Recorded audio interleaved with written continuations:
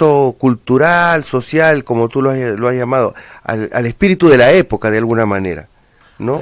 Sí, ahora vemos que la época del velasquismo está siendo reevaluada.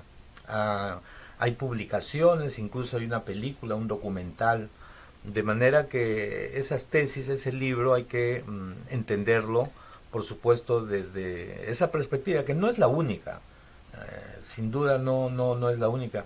El régimen de Velasco, sin lugar a dudas, despertó enormes expectativas, sobre todo entre los sectores populares, ¿no? Las mayorías sociales de la época. Además, es un contexto en el que las agrupaciones, organizaciones de izquierda tenían una presencia a nivel nacional, ¿no? A nivel nacional.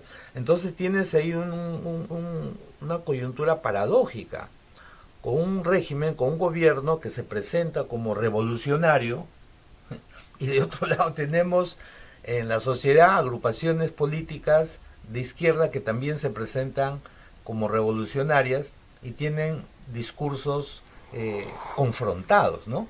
Digamos que a la distancia podemos reflexionar sobre estas contradicciones que presenta, de un lado, la visión que se construye desde el poder, desde el Estado, por un gobierno, y de otro lado, las visiones con respecto, en este caso, de la independencia, que se construyen, que se elaboran desde otros escenarios, desde un partido político, desde la academia o desde la sociedad civil, ¿no? Pero ¿por qué crees tú que se da en el contexto actual esta suerte de revaloración o esta suerte de interés en lo que fue el proceso político llevado a cabo por el gobierno de Velasco? Esta idea de que, como tú has comentado, no han aparecido un par de libros, documentales, ahora una película. ¿Por qué en este momento? ¿Qué es lo que pasa? ¿Qué concita la figura de Velasco en este momento? Bueno,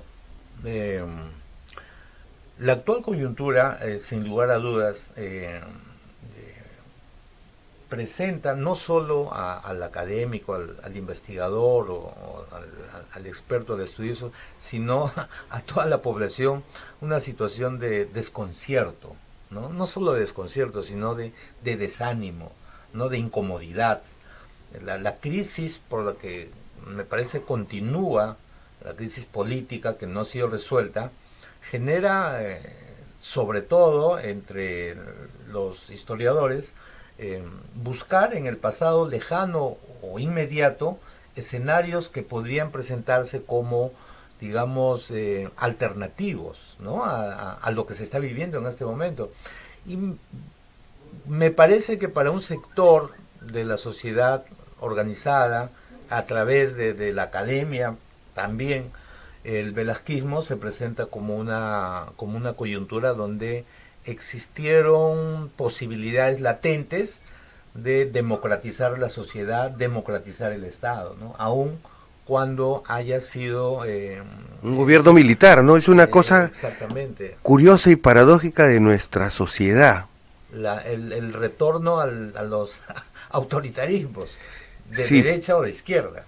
pero claro, específicamente esa primera fase del gobierno militar, porque luego después vino lo de Morales Bermúdez y el desmontaje de muchas de los intentos de reforma que se impulsaron, pero es una cosa curiosa porque mientras todos los gobiernos militares de la época en América Latina eran dictaduras sangrientas, ¿no? Que acallaban a sangre y fuego todas las expresiones de rebelión o todas las expresiones de descontento y protesta popular, esta dictadura militar se caracterizaba más bien por revalorar lo andino, por instaurar la figura de Tupac Amaru, por crear o intentar competir con las organizaciones sociales en paralelo, no desaparecerlas, sino más bien crear sus propias organizaciones, ¿no? Digamos, crear y generar todo un proceso de movilización social que efectivamente se impulsó. Sí. Y mucha gente de izquierda que inicialmente, sobre todo universitarios, en los primeros meses condenaron la dictadura militar, poco a poco o ya con el tiempo tuvieron que aceptar algunas de esas reformas. Sí, muy buenas tardes, nos dicen que tenemos una llamada. Su nombre, por favor, y de dónde llama. Hola, buenas tardes. Sí. De acá Miguel de los Olivos, estimado. ¿Qué tal? Buenas tardes. Radio Latina. Sí. Gracias por darme esa oportunidad de dar mi opinión. Están hablando justamente del expresidente ya fallecido, Juan Velasco Alvarado. Bueno, yo tengo casi 40 años, pero lo que he leído, lo que he investigado, lo que me contaron, Juan Velasco Alvarado fue uno de los gobiernos nacionalistas, patriotas, ¿no? Sabemos pues a veces que los grupos poder económico y los grandes siempre van a tergiversar, van a manipular que fue un dictador. Fue uno de los gobiernos tal vez que los recursos naturales en aquellos tiempos pues estaba a favor del Estado, ¿no? Entonces, claro, lamentablemente, como usted dice, hay una dictadura, que siempre hay cosas negativas. Eso creo que sucede en el mundo, ¿no? Porque también me he dado cuenta que para hacer una transformación en bien del pueblo, en bien de la sociedad, siempre tiene que, no es el proceso, digamos, pacíficamente. Lamentablemente esto sucede creo que en todo el mundo. Inclusive la misma naturaleza se manifiesta en ese aspecto, ¿no? Por eso yo digo, pero también hay otra dictadura pues del fascismo que nos dejó pues de Alberto Fujimori del año 90 hasta hoy en día. Caramba, a sangre y juego impusieron el modelo neoliberal y también pues esa constitución del año 93. Y también me doy cuenta, estimado, que del año 80 al año 90 pues el terrorismo que existía, dice que existía, para mí, es mi punto de vista, ¿no? Para mí ha sido creado ese grupo con la finalidad que el pueblo esté con zozobra, miedo, temor, confusión, y qué casualidad, el año 90 pues aplica el modelo y cambia, hace una constitución a medida del grupo poder económico y ahora todo el Perú está vendido. Entonces la gente no supo cómo tal vez salir en la calle, porque en ese tiempo era muy peligroso, caramba, por parte de sierras, parte de la selva, pues todos los campesinados fueron aniquilados, etcétera, etcétera. Entonces la gente miraba a la capital y dejaron sus tierras abandonadas, y ahora toda la sierra, la selva está concesionada, ¿no? Entonces ya no somos dueños absolutamente de nada. Ahí está pues el modelo neoliberal que hoy en día sigue todavía el fujimorismo pues, en el poder, porque hay que tener en cuenta que sigue gobernando la constitución del año 93, amigos, porque mientras no se cambia el modelo, mientras sigue la constitución, caramba, poco nada hemos hecho. Sigue, como se llama, la supremacía de lo grande, ¿no? Gracias, muy amable. Muchas gracias. Sí, Gustavo, hay una cosa curiosa, por eso te decía, este gobierno militar, que efectivamente es una dictadura, pero es una dictadura sui generis, ¿no? Es una dictadura sui generis que además, ¿qué genera este contraste? La gente dice, un sector de la población, en democracia no hemos conseguido nada, mientras que con una dictadura militar al estilo de Velasco hemos conseguido algunos avances, algunos progresos sociales. Para continuar, tenemos una llamada. Sí, adelante, por favor. ¿Su nombre y de dónde llama? Aló, buenas tardes. ¿Cómo está usted? Alberto, acá del sur, de San Juan de Miraflores. Ya, de San Juan de Miraflores. Dígame. Mire, es bueno dar una opinión, pero constructiva y más que nada alejado de los mitos, alejado de las fábulas y fantasías. Por ejemplo, yo cuando miro la historia de China, en China, antes de Mao Zedong, una especie de república, después entró Mao Zedong, y lógicamente, como dijo el compatriota anterior, a veces los cambios necesitan no solo pacifismo, sino actos violentos. Esa es la historia, no lo invento yo. Pero no siempre los actos violentos van a traer, pues, digamos, el desate o la, digamos, expectativa esperada de la gente, ¿no? Porque a la muerte de Mao Zedong, por ejemplo, en el caso de China, viene Deng Xiaoping, que revolucionó todos los ideales dogmáticos de Mao Zedong. Mao Zedong se pasaba del campesinado, Deng Xiaoping era de la revolución industrial moderna, ¿entiendes? Entonces, por eso a partir de Mao Zedong en adelante, China llega a ser, con los años, como se ve ahora, una gran corporación. Xi Jinping, otro gobernante de China, también siguió lo mismo dictado de Deng Xiaoping, Y por eso que ahorita China es revolucionaria, grande, industriosa, corporativa a nivel mundial. Entonces no siempre una idea, dogmáticamente hablando, tiene que ser estable. Hay que dar pasos a otras ideas modernas. Nosotros hablamos de Fujimorismo, pero Fujimori ya no está inhabilitado, está ninguneado en un hospital, que hizo una historia así, que ha sido buena y mala, correcto, pero hablemos de la historia del presente. ¿Quién está ahí, pues? ¿Quiénes son los traidores modernos? Porque siempre hay traidores. Entonces eso tiene que el pueblo entender, ¿no? Ahorita en la modernidad que vivimos, ¿no es cierto? Nos habla de un referéndum que no resultó, nos hablan, por ejemplo, de candidatos que no deberían estar ahí, pero van a estar, por ejemplo, ¿no? Y seguimos con la corrupción, ¿no es cierto? Entonces, eso no va a cambiar, lamentablemente, así la violencia, vendrán otras ideas, otra forma de vida, y eso seguirá un destino que a veces no quisiéramos entender. Gracias. Muchas gracias. Sí. Sí, buenas tardes. Adelante. Buenas tardes. Dígame. Mire, estimado, sobre el Juan Velasco Alvarado, mire, usted debe saberlo, que Juan Velasco Alvarado no terminó su gobierno. En corto tiempo industrializó al Perú, cambió la extrema pobreza de los campesinos a una situación de mejoramiento, a un rumbo de mejorar sobre el campesinado. Acá, para mí, Juan Velasco Alvarado no ha sido un dictador. Para mí ha sido un hombre revolucionario. Un hombre revolucionario es muy diferente a un dictador, así como Pinochet, así como Fujimori. Entonces, Juan Velasco Alvarado es un revolucionario. Vuelvo a repetirle como lo dije ayer. Revolución significa innovación, creación, renovar, avanzar un paso más adelante, un paso más arriba. Eso es revolución, eso que lo fue el Velasco Alvarado. En corto tiempo industrializó, hizo la Pampilla en Ventanilla, para que el costo del petróleo sea menos que acá para nosotros mismos, elaborar nuestro petróleo. Entonces, estaba escuchando al señor también hablando de China. En China es igual que como cualquier país del mundo, así como así como Estados Unidos, Rusia, Francia. Es un puñado de chinos que son dueños de todo China. En China trabajan 18, 20 horas para ganarse un sueldo mínimo.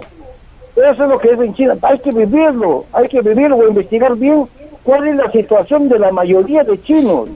No hay que hablar por hablar. Es como acá en Chile. Todos dicen, Chile está mejor que Perú. Edificios de 30, 40 pisos. Pero vaya usted, como quiere decir acá el Perú, fuera de Lima, vaya a visitar a los pueblos del Perú. ¿Cómo están? Igual en Chile. La agricultura está totalmente colapsada en Chile.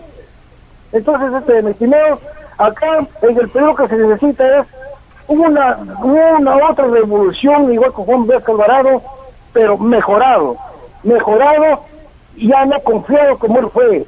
Él cuando tomó el poder, llamó a todas las contiendas políticas, lo pasaron por la televisión y dijo, necesito 250 ingenieros agrónomos de cualquier partido político, vamos a trabajar mano a mano. Eso fue su gran error de Juan Velasco Alvarado. Invitó a los apristas, a los pepecitos, al mismo de Acción Popular, a todos los invitó para que mande a sus mejores ingenieros agrónomos. ¿Qué pasó?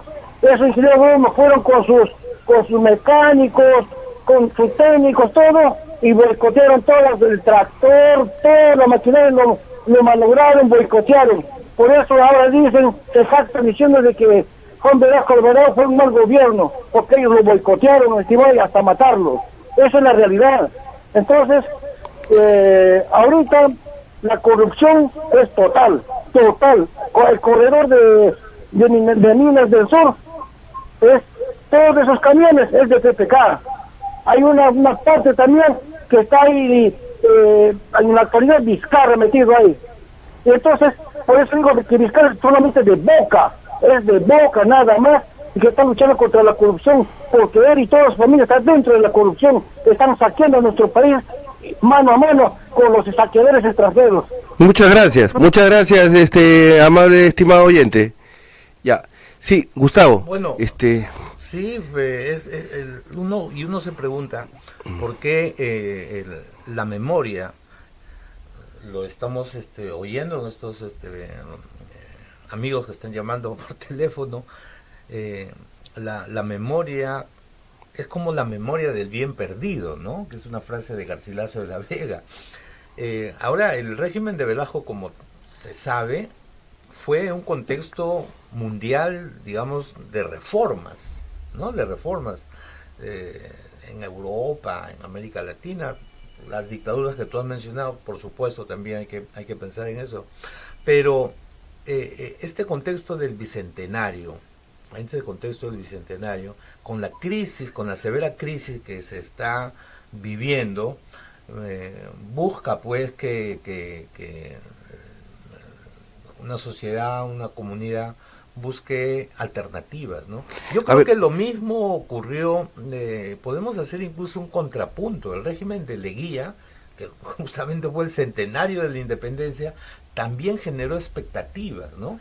Sí. Y el régimen de Leguía sintetizó su modelo, digamos, su programa, su proyecto, la patria nueva. La patria nueva. Sí, un momentito, Gustavo. A ver, tenemos una llamada. Por favor, cortito y puntual. Estamos hablando del tema de Velasco y ahora del tema de Leguía. Sí, díganos. El Partido Comunista del Perú Sendero Luminoso no fue organizado por la CIA. Era un partido peruano organizado por el doctor Abinader Guzmán Reynoso. Quiero que quede claro. Ya. Muchas gracias. Entonces continuábamos un poco, comentando un poco el contexto en el que de alguna manera se revalora esto. A ver, ¿una llamada? Sí, adelante. Buenas tardes. ¿De dónde llama, por favor? Centro Lima. Ya, a ver. Díganos. Para poder participar, amigo. A ver, díganos, sí. Escuchamos su comentario. Bueno, muchas gracias. O pregunta. Están hablando sobre el gobierno de Juan Velasco Alvarado. Fue muy bueno, sino que también faltó, sobre todo, educar y especializar a las personas en la reforma agraria, porque verdaderamente fue un gobierno que se hizo o lo hizo para desarrollar el país, no para vivir como lo que están viviendo ahora los políticos actuales. Un ejemplo bien claro es que si se hubiese educado a todas las personas en ese momento, tanto las reformas que se iban a imponer en educación, en agricultura, en industrialización, porque llegamos a ser primeros productores de pesca y harina de pescado, estábamos ya desarrollando una industria minera muy buena, sino que lamentablemente, como ustedes dicen, también hubieron muchos traidores, en uno de ellos este traidor de Remigio Morales Bermúdez. Y hay un libro muy bueno que la gente debe leerlo, que es Patriotas y Traidores, de Eloy Villacrés Riquelme, muy bueno, que ha compartido y fue uno de los que estuvo y acompañó al gobierno de Juan Velasco Alvarado. Muchas gracias. Bien, muchas gracias. Sí. Tenemos una llamada.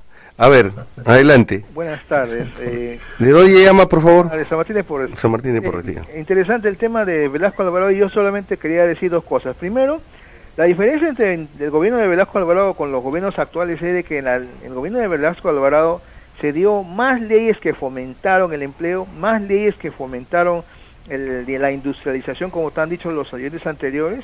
En otras palabras, leyes positivas, y casi ninguna ley punitiva que castiga, que multa, que encierra en la cárcel por un piropo, etcétera. Y los últimos gobiernos han dado justamente todo lo contrario, leyes para castigar hasta matar a un perro, leyes para castigar cualquier conducta humana, y no han dado una ley para fomentar el empleo. Y segundo, yo pienso de que el Perú, bajo el gobierno de Velasco Alvarado, hubiera sido una Corea del Sur de América Latina.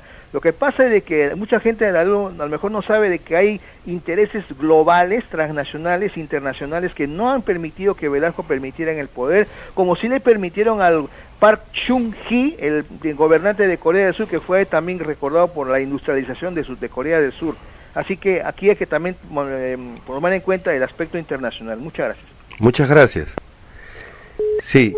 Entonces, es interesante las opiniones que estamos escuchando, ¿no es cierto?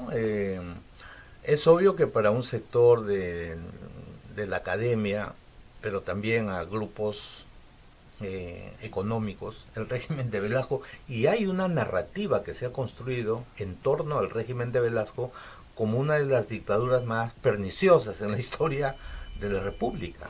Como dijo un oyente, se manejan ciertos mitos o ciertas leyendas, en algunos casos leyendas negras y en otros casos también leyendas, como llamamos así, muy positivas. Sí, buenas tardes. ¿De dónde llama, por favor? Díganos su nombre.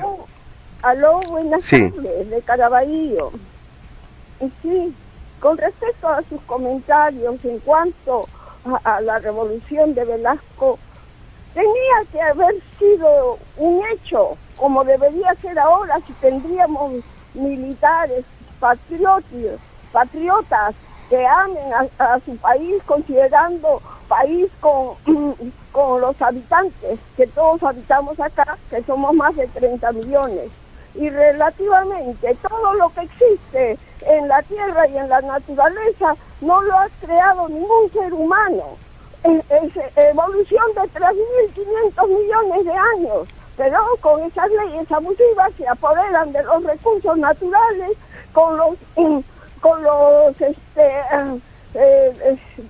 gobernantes corruptos desde la del primer gobierno. Por eso que Velasco le dio el golpe, porque hicieron negociado con la Petroleum, y el gobierno de Velasco fue revolucionario porque quiso no cambiarlo, sino desarrollar todo el Perú, digamos, con los habitantes, empezando desde la educación, el conocimiento, que salgan de la secundaria ya preparados para técnicos y continúan en el estudio superior. Debió ser sin examen de admisión, que es un negociado tremendo de décadas, con atraso de todos los peruanos. Y realmente en Venezuela vino como teniente a tener conocimiento de ese aspecto acá el teniente Hugo Chávez, y llevó lo que se sucedía acá y lo logró hacer en Venezuela, que hoy día estoy viendo que han hecho un aspecto de 1.400 de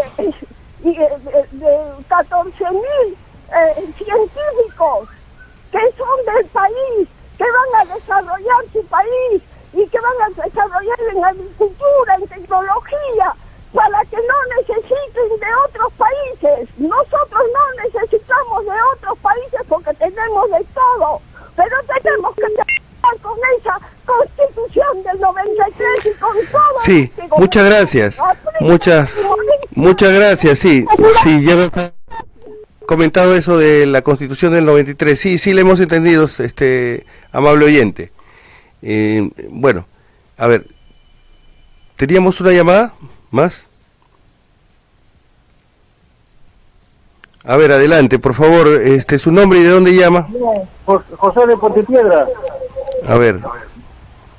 Estaba escuchando un señor sobre la internacionalización del supuestamente la corrupción, ¿no?, de las grandes empresas que vienen acá al Perú. Uno de los más traidores de acá de la parte peruana en la época de Velasco fue Montesinos. Montesinos inclusive llevó planos del aeropuerto subterráneo de Arequipa, llevó a Chile, de Chile lo llevó a Estados Unidos.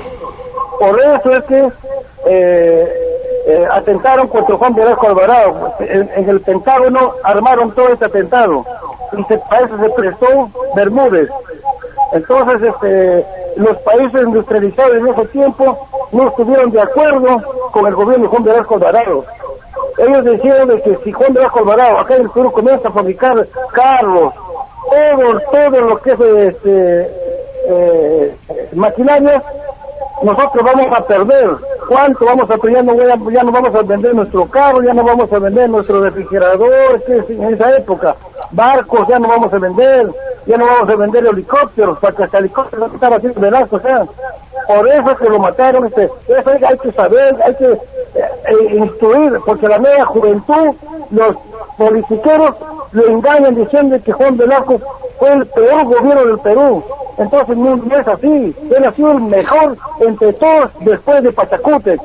Pachacútec fue un gran hombre, un gran inca, que se preocupó por su pueblo. Cuando ya había una población que repoblaba, él agarraba sus 100 hombres, lo dice la historia, 100 hombres más capacitados y fuertes.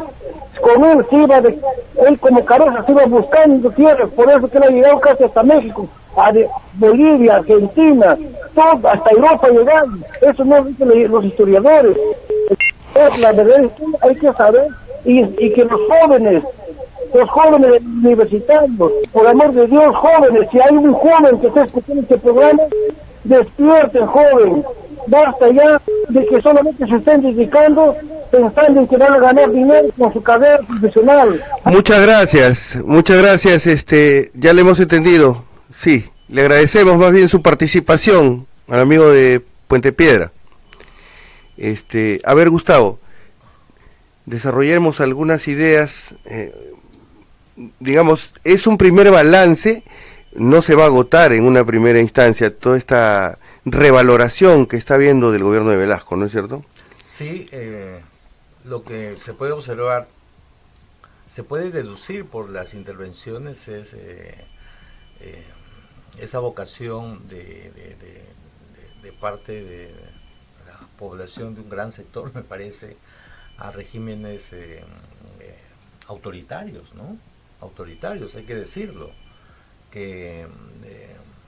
Bueno, yo recuerdo que Pablo Macera alguna ocasión decía que este país lo gobierna gente como Pizarro, Huayna Cápac, incluso mencionó creo que a Fujimori, Velasco de alguna manera, entonces... Es el mismo recuerdo que se tenía de parte de los sectores populares, nuevamente, de Ramón Castilla, ¿no? Pero también podemos mencionar a Odría, la popularidad de Odría entre la generación, digamos, los 70s, 80s, e incluso ahora, Odría es un constructor, ¿no? Gobiernos autoritarios que construyen, edifican. La memoria emblemática, por ejemplo, de las grandes unidades escolares, que siempre queda en la memoria. Sí. Y en este escenario los partidos políticos no cuentan, lo que cuentan son instituciones, ¿no? En este caso, por ejemplo, el ejército o las Fuerzas Armadas, ¿no? Tú nos habías hablado de ciertas fechas emblemáticas, ¿no es cierto? Habíamos empezado un poco con 1821, luego 50 años después 1871, que es el contexto del gobierno de Pardo y la aparición del civilismo, y luego nos trasladamos a 1900... A Leguía, al oncenio de Leguía, 1921. 1921. Sí, lo que uno encuentra son ciertas regularidades, ¿no? Ciertas regularidades, o sea, coyunturas donde se ritualiza la fundación del Estado cada 50 años, ¿no? Con Pardo empieza este ciclo, digamos, da la impresión que en el conjunto de la sociedad emergen expectativas por refundar el país, refundar el Estado, refundar la República, y emergen propuestas que logran crear cierto consenso entre todos los grupos sociales, ¿no? Es el caso de Manuel Pardo y el civilismo, que logró crear cierto consenso activo para derrotar fundamentalmente al militarismo, la anarquía y el desorden, ¿no? Que es la historia inmediatamente posterior a la independencia, ¿no? Claro, es el primer proyecto civil de intentar establecer una clase política que gobernara el país. Una clase dirigente. Una clase, la aspiración por construir una clase dirigente que en realidad tiene un periodo muy corto de existencia.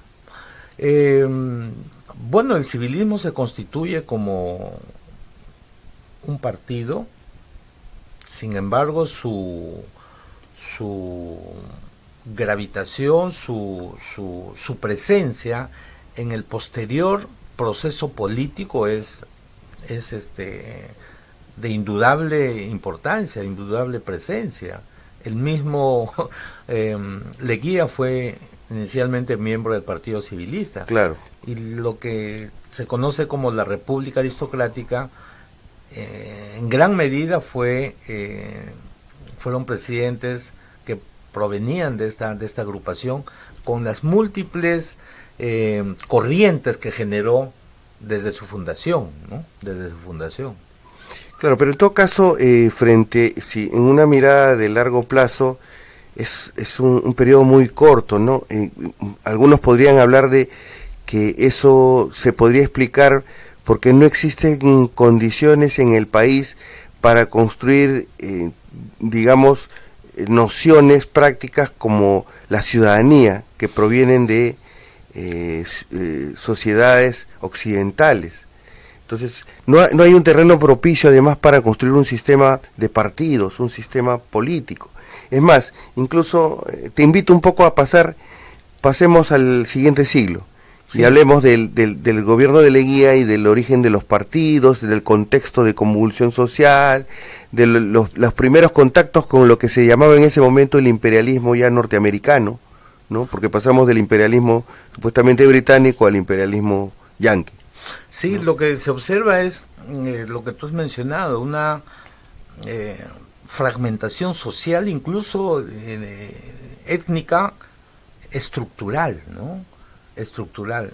Aníbal Quijano hablaba de una heterogeneidad estructural. Sí, pues sí, que la sociedad peruana, la forma en que se instituyó el Estado y la forma en que desde los inicios de la República la economía se inserta, digamos, en los grandes circuitos económicos o modelos de desarrollo económico, ha sido de tal manera que lo que ha generado es fragmentación social y dispersión ideológica, ¿no?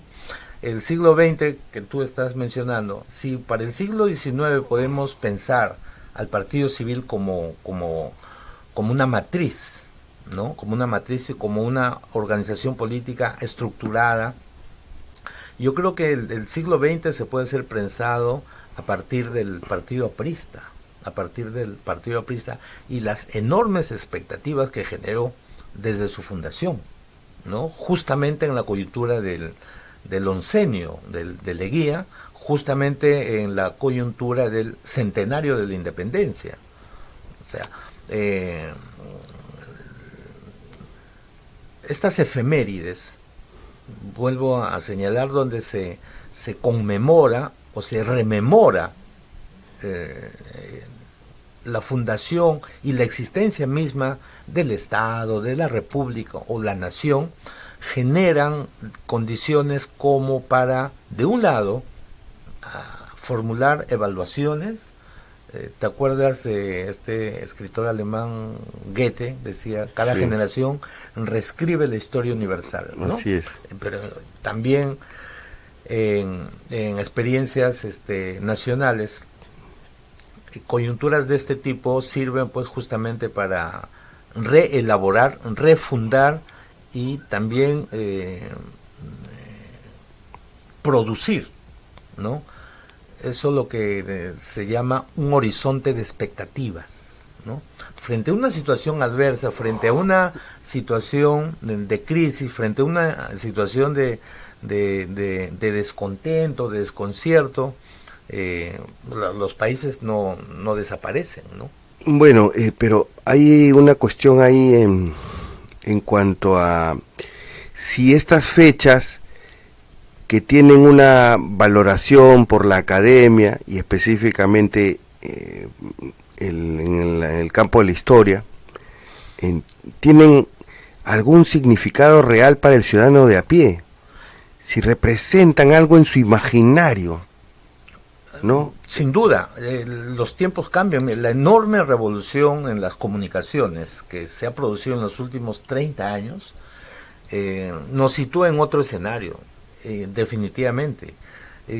Si uno evalúa el centenario de la independencia, sin duda, las mayorías sociales de la época todavía eran analfabetas, ¿no?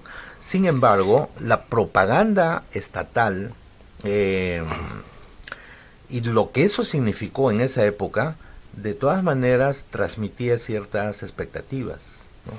En este escenario estamos en una situación totalmente diferente, y yo estaría animado a decir que el ciudadano de a pie ya ha interiorizado el concepto del bicentenario, pero en términos negativos, justamente por lo que está ocurriendo, ¿no? Entonces, cuando una persona que no necesariamente es académica, intelectual o investigador, pero sabe el significado del bicentenario y luego contrasta con lo que ocurre, definitivamente el balance es negativo. Luego vamos a comentar eso en los últimos minutos del programa, pero te quería plantear un poco ahora que tú has tocado el tema de la revolución de las comunicaciones. Efectivamente, creo yo, a que algunos quieren comparar el contexto de inicios del siglo XX con los inicios del siglo XXI, en un contexto en el que más o menos, en la visión González Pradiana, ¿no?, de que todo está en crisis, los partidos, los medios de comunicación, la iglesia, el clero, el mundo jurídico, el sistema judicial, pero ese escenario de inicios del siglo XX se da en un contexto en el cual, justamente tú lo has mencionado, la mayoría era analfabetos, pero existía una aspiración por ese aprendizaje, por conectarse con ese mundo letrado, y en esa relación, en ese contexto, el mundo intelectual parecía ser mucho más fuerte. Yo quería recordar un poco incluso la famosa expresión de Ortega y Gasset, ¿no?, en el tema de nuestro tiempo, ¿no? Él, que acuña y desarrolla el concepto de generación, decía que habían generaciones que repetían a las generaciones anteriores. Un poco en ese contexto también habían jóvenes que replicaban al civilismo y que creían que el civilismo todavía podía tener existencia política. Pero existían otras generaciones, como dice Ortega y Gasset, que superan a las generaciones anteriores.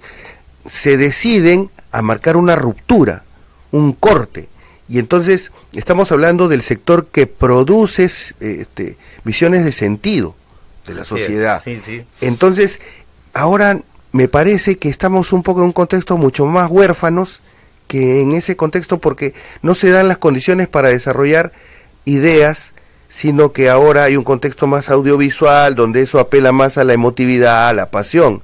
En todo caso, no existe ese otro sector intelectual, y aquí te doy pie para que nos comentes un poco esta supuesta comisión del centenario que no suena ni truena, ¿no? En ese contexto estamos hablando tanto como en el 71, creo, a los 150 años como a los 100 años, las comisiones del centenario o de los 150 años sonaban, daban fuego, la sociedad comentaba, había debates. Ahora un poco hay un ambiente un poco opaco, ¿no? Prácticamente de cenáculo. Aparentemente es lo que tú dices, pero déjame anotar lo siguiente. El centenario de la independencia dio lugar, entre, por supuesto, múltiples fenómenos sociales, culturales, pero voy a referirme, digamos, a estas reacciones de parte de la sociedad, ¿no?, frente al Estado, en este caso frente al leguismo. Tenemos el movimiento anarquista, ¿no?, de raigambre popular. Tenemos el indigenismo, tenemos el propio partido aprista, o lo que después va a ser el aprismo, o el socialismo, ¿no?, que son horizontes ideológicos que se presentan contrarios al régimen estatal, pero que emergen en esta coyuntura en que se repiensa el país, se repiensa la república, ¿no?, como alternativa. La nación también, la claro, construcción de la nación, ¿no? Por supuesto, la nación, ¿no? Las correas de transmisión entre la academia o las élites y digamos la población durante el centenario por supuesto existían a través de la escuela o a través de las instituciones públicas, la radio, la prensa, ¿no? En este escenario del Bicentenario, no solo por lo que ya se ha mencionado, que las comunicaciones, la imagen, el internet, sobre todo las redes sociales, yo creo que hay un desafío mucho más alto para el gobierno, yo diría para el gobierno, ¿no? Ya, sí, dime, entonces te preguntaba sobre lo de la Comisión del Bicentenario. Bueno, yo he estado viajando por algunas regiones del país y realmente es, de un lado es esperanzador, es admirable en algunos casos, en que los pueblos, las municipalidades o los gobiernos regionales se organizan, se estructuran y elaboran una agenda, yo diría de carácter más bien local, más bien regional, atendiendo a sus propias expectativas, a sus propias necesidades. Por lo que se ve, la Comisión del Bicentenario en Lima yo sé que existen múltiples comisiones por el Bicentenario en el Congreso, en las universidades, el gobierno también tiene una comisión por ahí, me parece.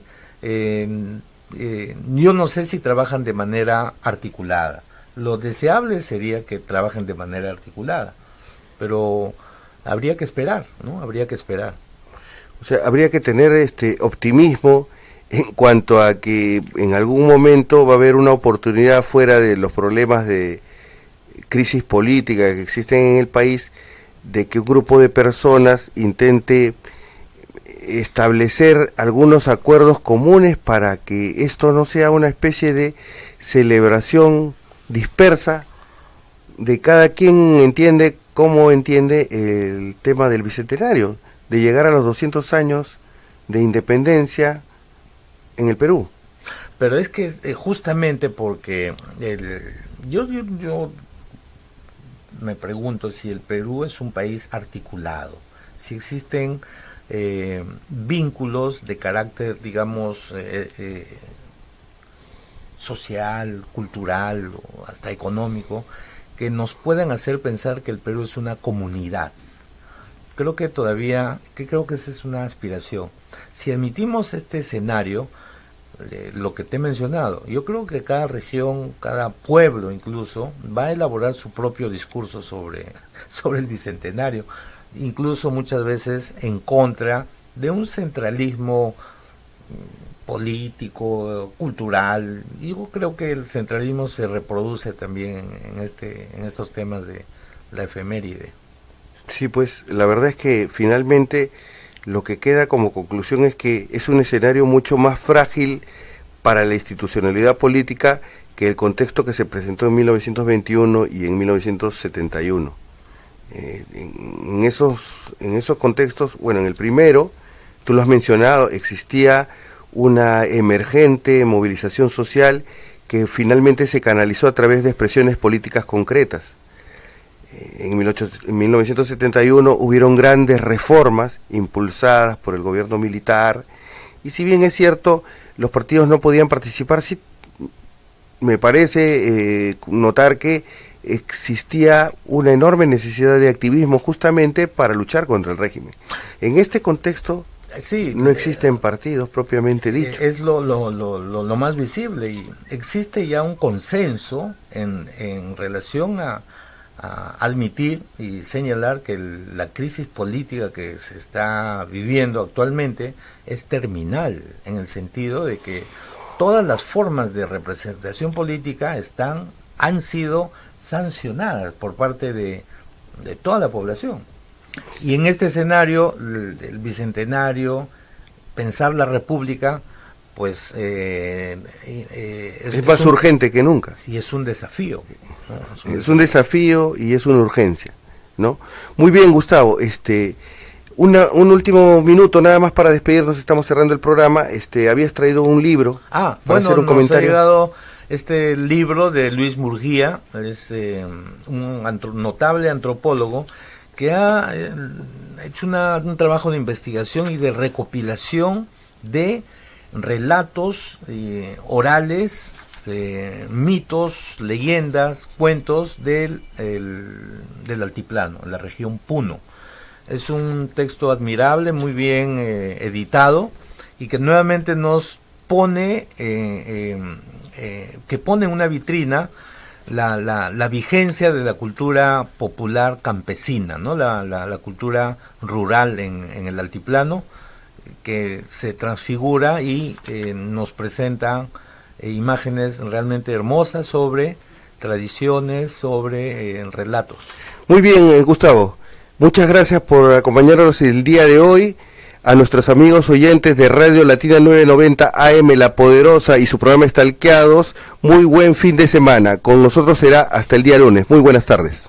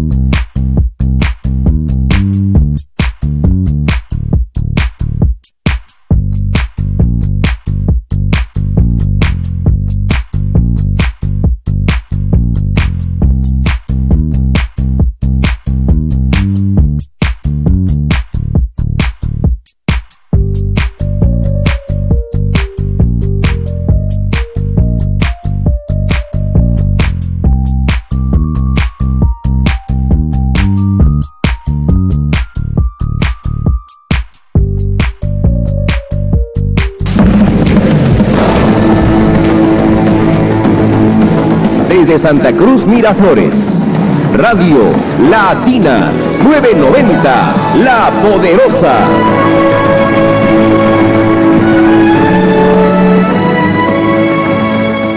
Esta es Radio Latina 990. Alimentando tu vida.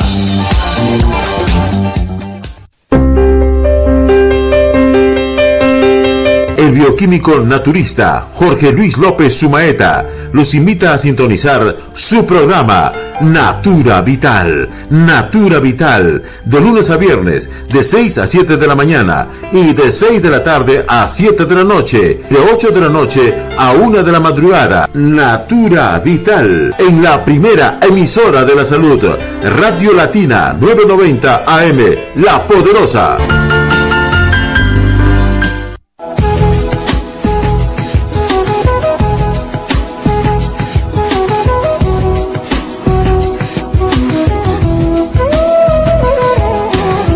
Alquimia interna, la sabiduría tradicional y los últimos descubrimientos científicos para el continuo desarrollo de las potencialidades internas del ser humano. Alquimia interna, con la conducción del ingeniero Miguel Ángel Villafuerte Canemoto.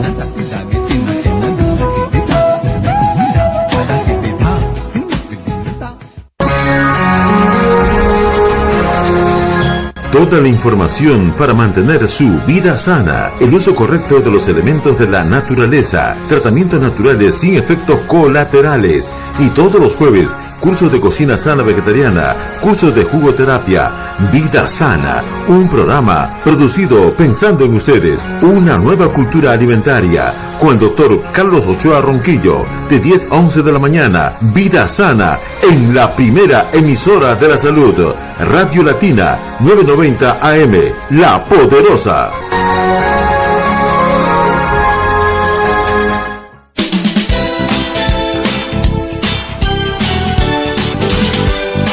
¿Qué tal, amigos? ¿Cómo están? Aquí nuevamente con ustedes, Encuentros con la Salud, de lunes a viernes al mediodía, para tocar estos temas tan importantes: medicina osteoarticular, nutrición, medicina natural, aquí por Radio Latina, de lunes a viernes al mediodía. Los esperamos por Radio Latina 990 AM, La Poderosa, la primera radio de la salud.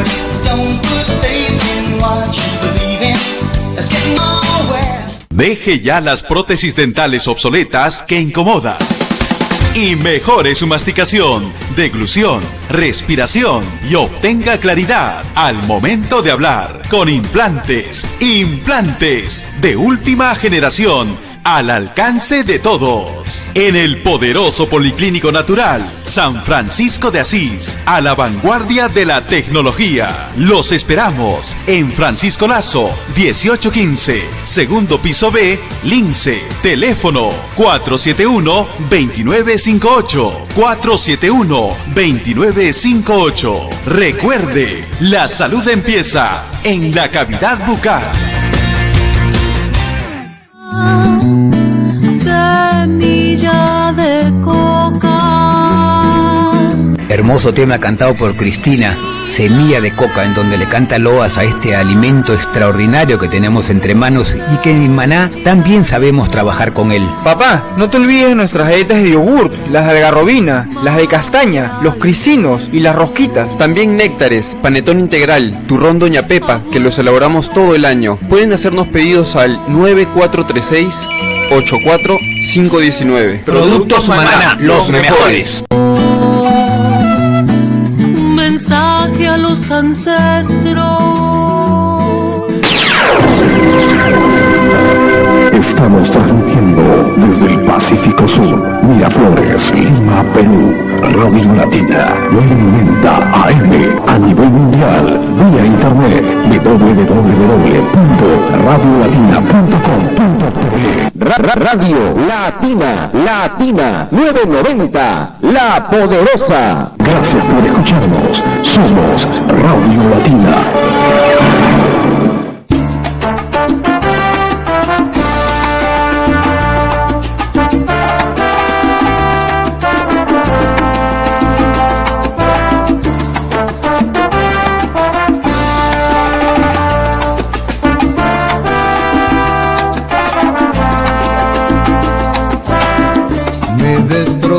Con sus palabras hizo pedazos de la fe. Solo queda en la telaraña de los errores del ayer. Ella huracán y yo mentira. ¿Qué fórmula para perder? Lo que se quiere no se olvida, mas no habrá nunca odio tan cruel que el que se proyecta del pasado y hace del presente la extensión de un amor feroz y equivocado que aún lastima nuestro corazón. Quiero incendiar nuestro pasado y hacerlo desaparecer. Ver a la luz de la candela los errores de mi ayer, convertirse en polvo y en ceniza, dando tranquilidad a mi ser.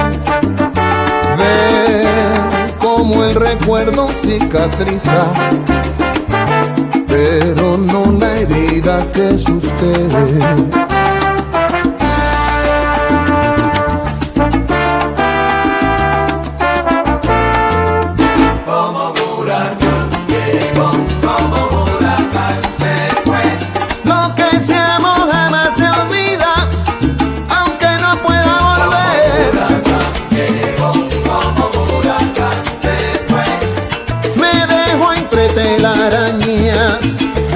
Memorias de ayer. Dicen que no hay mal que por bien no venga. Yo no lo puedo creer. Por su amor le di mi vida y hoy me duele su querer.